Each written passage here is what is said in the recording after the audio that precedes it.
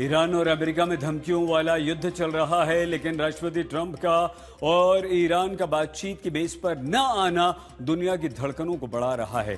France के राष्ट्रपति Emmanuel Macron ने कहा है कि मिडिल ईस्ट में जल्द से जल्द स्थिरता लौटना पूरी दुनिया के हित में है।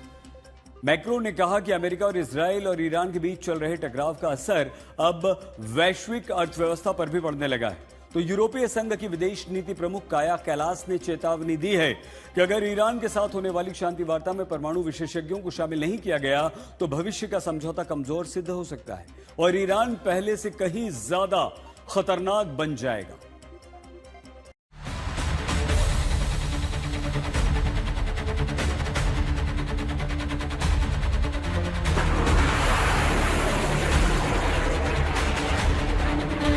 क्या ट्रंप की धमकियों के बीच अमेरिका ईरान की वार्ता संभव है?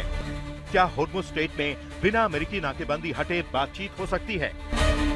क्या अब्बास अराक्ची के पाकिस्तान पहुंचने का मतलब वार्ता शुरू होना है? क्या अब्बास अराक्ची के इस्लामाबाद पहुंचने के बाद अमेरिकी डेलीगेशन जाएगा? क्या दूसरे दौर की बातचीत शुरू करवाने के लिए ट्रंप धमकियां दे रहे हैं?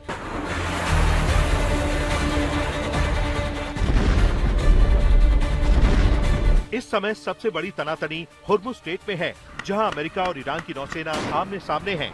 बड़ी खबर यह है कि ईरान ने छोटी और बिजली जैसी तेज हमलावर नावों के झुंड का इस्तेमाल कर मालवाहक जहाजों के लिए खतरा पैदा कर दिया है। ऐसी ही गन बोट्स की मदद से उसने 2 बड़े कंटेनर जहाजों को अपने कब्जे में ले लिया है। अमेरिकी सेना ने दावा किया था कि उसने ईरान की नौसेना की कमर तोड़ दी है, लेकिन इन छोटी नावों के स्वॉर्म अटैक ने इस दावे की हवा निकाल दी है।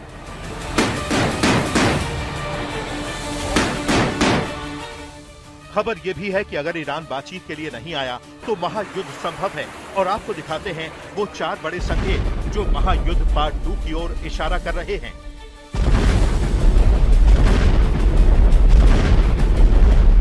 पहला संकेत इजराइल की तरफ से आया है। इजराइल के रक्षा मंत्री ने कहा है कि इजराइल ईरान के खिलाफ युद्ध फिर से शुरू करने के लिए तैयार है, बस अमेरिका से हरी झंडी मिलने का इंतजार है। इसके जवाब में अमेरिकी राष्ट्रपति डोनाल्ड ट्रंप ने कहा है कि इस बार इजराइल को सर्जिकल स्ट्राइक करनी होगी, यानी वो सीज फायर जिसे खुद डोनाल्ड ट्रंप ने बढ़ाया है, उसके टूटने का इशारा उनकी ओर से ही कर दिया गया है। और अब आप ये 4 तस्वीरें देखिए जो चीख कर कह रही हैं कि मिडिल ईस्ट में महायुद्ध का दूसरा अध्याय किसी भी वक्त शुरू हो सकता है। सीज फायर के बीच कल रात ईरान समर्थक हिजबुल्लाह ने उत्तरी इजराइल पर ताबड़तोड़ रॉकेट हमले किए हैं। दूसरी तस्वीर होर्मुज़ की है, जहां ईरान की गन बोट के झुंड जहाजों को लगातार निशाना बना रहे हैं और अब डोनाल्ड ट्रंप ने अमेरिकी नौसेना से कह दिया है कि वो ईरान की गन बोट्स को उड़ा दे। तीसरी तस्वीर दिखाती है कि ट्रंप कितने दबाव में हैं। ईरान उनका मजाक उड़ा रहा है, बातचीत के लिए तैयार नहीं हो रहा। दूसरी तरफ 1 मई की तारीख नजदीक आ रही है जब ट्रंप को ईरान युद्ध के लिए कांग्रेस की मंजूरी देनी होगी। उससे पहले ही वो ईरान से आर पार की जंग लड़ना चाहेंगे। और चौथी तस्वीर भारत सरकार की उस एडवाइजरी की है जिसमें हिदायत दी गई है कि भारतीय नागरिक ईरान की यात्रा हवाई या जमीनी रास्तों से न करें और जो भारतीय ईरान में हैं वो वहां से तुरंत निकल जाएं। यानी संकेत साफ है कि अगर डील नहीं हुई तो महायुद्ध की तैयारी पूरी है।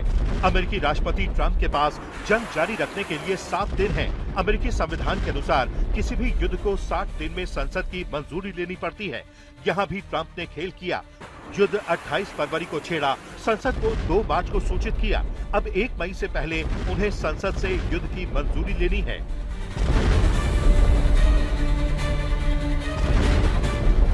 रिपोर्ट्स के मुताबिक ट्रंप संसद का सामना नहीं करना चाहते हैं। 100 सदस्यों वाली सेनेट में ट्रंप के 53 सांसद हैं, जबकि विपक्षी कमला हैरिस की डेमोक्रेटिक पार्टी के पास 47 हैं। ट्रंप की रिपब्लिकन पार्टी के ही लगभग 10 सांसद ईरान युद्ध के विरोध में आवाज उठा चुके हैं, जबकि विपक्षी डेमोक्रेट एकजुट रहने वाले हैं। ऐसे में अब ट्रंप 1 मई से पहले किसी भी तरह युद्ध को खत्म करना चाहते हैं। ऐसे में ईरानी संसद के नेशनल सिक्योरिटी कमीशन के प्रमुख इब्राहिम अजीजी ने ट्रंप पर निशाना साधा है। उन्होंने कहा है कि ट्रंप को कांग्रेस के आधे सदस्य महाभियोग लगाकर पद से हटाने की कोशिश कर रहे हैं, लेकिन दुनिया में एक डर ये भी है कि क्या ट्रंप ईरान पर एटम बम गिराएंगे। ट्रंप से इसको लेकर भी सवाल किया गया।